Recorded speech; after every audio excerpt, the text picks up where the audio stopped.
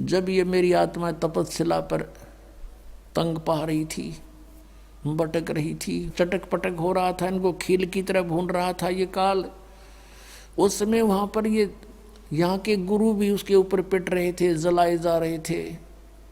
यहाँ के देवता जो शरीर छोड़ के वो भी वहाँ पर भूनने जा रहे थे। अन्य प्राणी भी, गुरु भी, शस भी वहीं पिट रहे थे, भून रहे थे। तब मैं वहाँ पहुँचा। मेरे जाते उनकी तपस्या पर जहाँ भून कर ये काल खाता है, वो एक बहुत बड़ा तवी होती है ना, तवी बहुत बड़ी, ऐसी इस टाइप की पत्थर की शिला, वो अपने आप गर्म रहती है, उसके ऊपर ये डाल देता है उसको। और वहाँ चटक मटक होते हैं जीव, 1 लाख प्रतिदिन मानव शरीरधारी प्राणियों को वहाँ फूकता है। अपना आत्मा जैसे ये कवर है, ये तो यहाँ रह जाता है। जैसे बादाम होता है, बादाम का ऊपर का छिलका यूजलेस होता है, लेकिन उस छिलके बिना अंदर की गिरी नहीं बनती।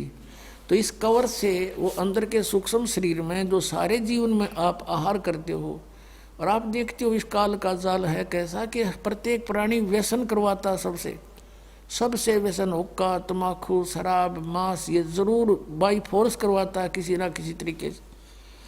और फिर उसके माध्यम से अंदर सूक्ष्म शरीर पर गंध पैदा कर देता है, गंध इसका आहार बनता है जिसे, और उसको तपस्या पे भून कर उन जीव तो मरता नहीं, लेकिन उस समय इतनी पीड़ा होती है पूछो मत।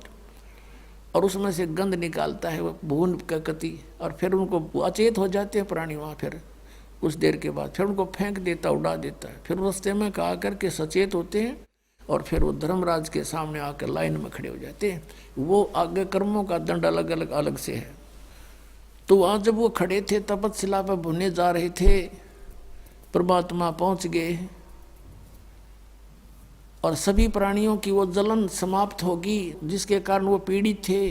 तपस्या ज्यों की तो सुलग रही है, लेकिन वो आँच, उसकी आँच जो है प्राणियों को तंग नहीं कर रही। उस मालिक के वहाँ पहुँचते ही तब वो सोधी में आए, देखा कि सामने कौन खड़े हैं, इतना सुंदर शरीर। उनसे पूछा कि हे भगवान, उन्हें समझ लिया कि परमात्मा हैं, क्योंकि यहाँ हमने यही पता है कि कर्म का दंड भोगना ही पड़ता है। तब सभी वहाँ बुद्धिमान व्यक्ति भी थे जो गुरु पद पर थे, उन्होंने कहा कि प्रभु हम यह कौन से कर्म का भोग भोग रहे हैं। तब परमात्मा ने कहा, ये कर्म तुम्हारा बहुत भयंकर है बच्चा, ये तुम्हारा यहाँ का कर्म नहीं, तुमने सतलोक में ये जुल्म किया था। तुम मेरे से विमुख हुए थे, इस काल के साथ आसक्त होकर आगे थे इस पर, और तुमने अपने पैर पर कुहाड़ी मार रखी है। फिर सृष्टि रचना सुनाई भगवान ने सारी उनको खड़ा होकर के कि तुम नो फंस गए यहाँ पर। अब देखो तुम, आप गुरु जी थे, ब्राह्मण थे, कहाँ जी, आप ये पूजा करते थे, कहाँ जी, देख तुम्हारी क्या दुर्गति, और आगे क्या होगा बताऊं, ये देख तेरी हिस्ट्री शीट, अब तू नरक में जाएगा, उसके बाद तू गधे की योनि पाएगा। वो पूरी लिस्ट दिखा दी परमात्मा के, एक सेकंड का काम। और ये दुर्गति होगी, तुम बात करे था लोगों को समझाने की, तू आप नरक में जा रहा है। तू वहाँ तो सारी समझ मांगी थी कि सचमुच इब्रान मट्टी हो रही है हमारी, कहाँ गई वो भक्ति, के काम आई। आज जोड़ कर कह सारे भगवात्मा हमें छुटवा लो, इस काल से बचा लो। परमात्मा ने कहा बेटा ऐसे नहीं है, जब तुम जाए धरो जग देहा, तब तुम करना मेरे सत शब्द स्नेहा। ये सतनाम स्नेहा, मेरा जो सतनाम है उसको दृढ़ता से ग्रहण करना, उसको छोड़ना नहीं आजीवन।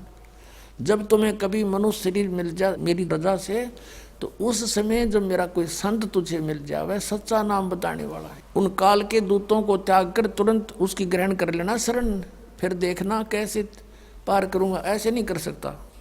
तो उसी समय वो काल आ गया उनको खाने के लिए, उसको समय निर्धारित था उसका।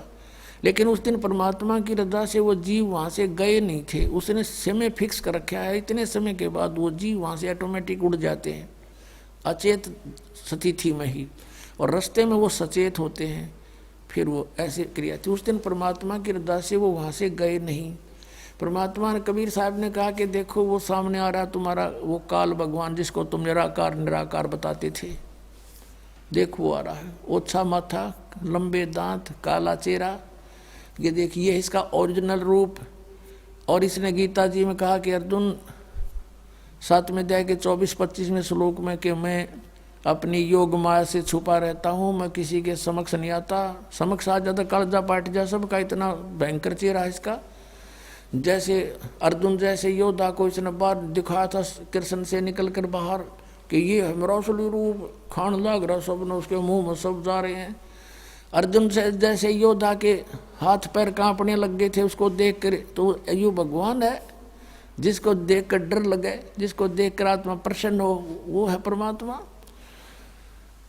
तो जब वो सामने आया कि देखो तुम निराकार कहते थे, ये है वो तुम्हारा गॉड है, अब कहा कि अब तुम जाओ, अब मेरी रिस्की बात जाएगी यहाँ पे। इतना कहती वो सारे जीव ऑटोमेटिक वहाँ से आकाश में उड़ गए बहुत ऊंचे, और फिर अपने स्थान पर पहुँच गए जहाँ उन्होंने जाना था।